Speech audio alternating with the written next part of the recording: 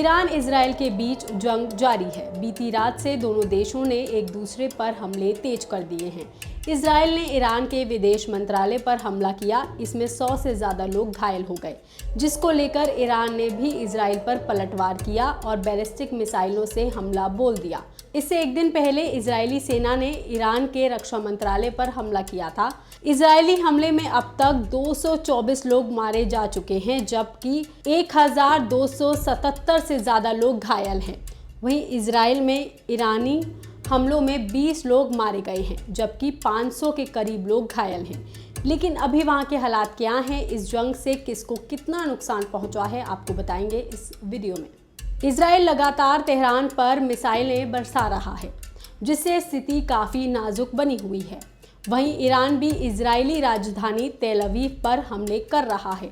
Iran के स्वास्थ्य मंत्रालय ने बताया है कि इजरायली हमलों से अब तक 224 लोग मारे जा चुके हैं, जबकि 1200 से भी ज़्यादा लोग घायल हैं।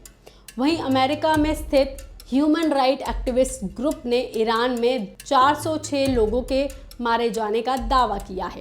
ईरान भी इजराइल का जमकर पलटवार कर रहा है। ईरान ने सोमवार सुबह सेंट्रल इजराइल में 4 बैलिस्टिक मिसाइलों से हमला किया। इसमें 5 लोगों की मौत हो गई है, जबकि 90 लोग घायल हैं। अब तक इजराइल में ईरानी हमलों से 20 लोग मारे जा चुके हैं, जबकि करीब 500 लोग घायल हो चुके हैं। ईरान ने इजराइल पर 100 से 200 बैलिस्टिक मिसाइलें और ड्रोन से हमला किया। इन हमलों में इजराइल के सैन्य और बुनियादी ढांचों को निशाना बनाया गया है। तेल अवीव की कई ऊंची इमारतें धराशायी हो गई हैं। तेहरान टाइम्स की रिपोर्ट के मुताबिक ईरान ने इजरायली बंदरगाह को भी काफ़ी नुकसान पहुंचाया है। ईरान ने इजराइल के परमाणु परिसर पर भी हमला किया और इजराइल की सबसे बड़ी तेल रिफाइनरी समेत साइंस इंस्टीट्यूट पर भी हमला बोला। ईरानी मिसाइलों के कारण इजराइल ने आपातकाल की घोषणा कर दी है। तेल अवीव, जेरूसलम और हाइफा में लगातार सायरन बज रहे हैं। स्कूल कॉलेज बंद कर दिए गए हैं। लोग बंकरों में छुपे हुए हैं और सरकार हर घंटे इमरजेंसी अपडेट्स दे रही है। वहीं दूसरी तरफ इजराइल ने ईरान के परमाणु साइट समेत कई न्यूक्लियर ठिकानों पर मिसाइलें गिराई हैं। सैन्य ठिकानों पर भी निशाना साधा है, जिसमें ईरान के टॉप कमांडर्स और परमाणु वैज्ञानिकों की भी मौत हो गई है। इन हमलों से ईरान के 2 बड़े मिसाइल बेस भी नष्ट हो गए हैं और एक अहम रिफाइनरी पर भी भयंकर विस्फोट देखने को मिला है। तेहरान में अस्पतालों के बाहर लंबी कतारें हैं। खून से लथपथ लोग जिंदगी और मौत के बीच लड़ रहे हैं।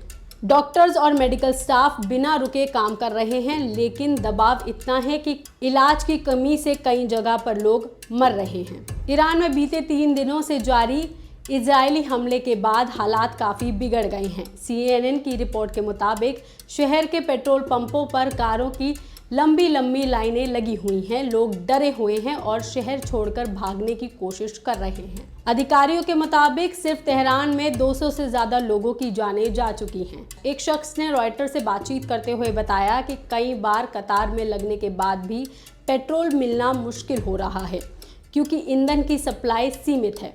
तेहरान के एक निवासी ने कहा कि लोगों के पास बमबारी से बचने के लिए कोई सुरक्षित जगह नहीं है। पूरे शहर में कोई शेल्टर नहीं है जहां लोग जाकर भागकर अपनी जान बचा सकें। मीडिया रिपोर्ट्स के अनुसार इजराइल ने ईरान के सुप्रीम लीडर को भी निशाना बनाने की योजना बनाई थी। हालांकि अमेरिकी राष्ट्रपति डोनाल्ड ट्रंप ने इसे खारिज कर दिया। इससे साफ है कि ईरान और इजराइल की लड़ाई लंबी खींच सकती है।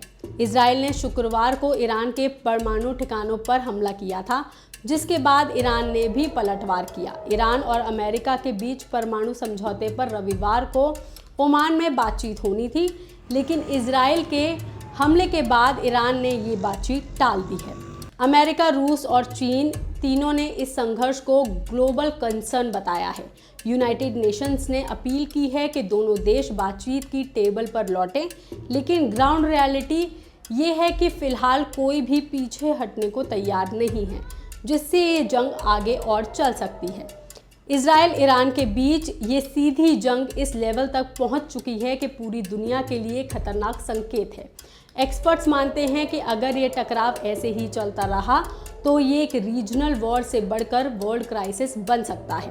इस खबर पर आपका क्या कहना है, आप हमें कमेंट करके ज़रूर बताएं। बाकी तमाम खबरों के लिए आप देखते रहिए लोकमत हिंदी।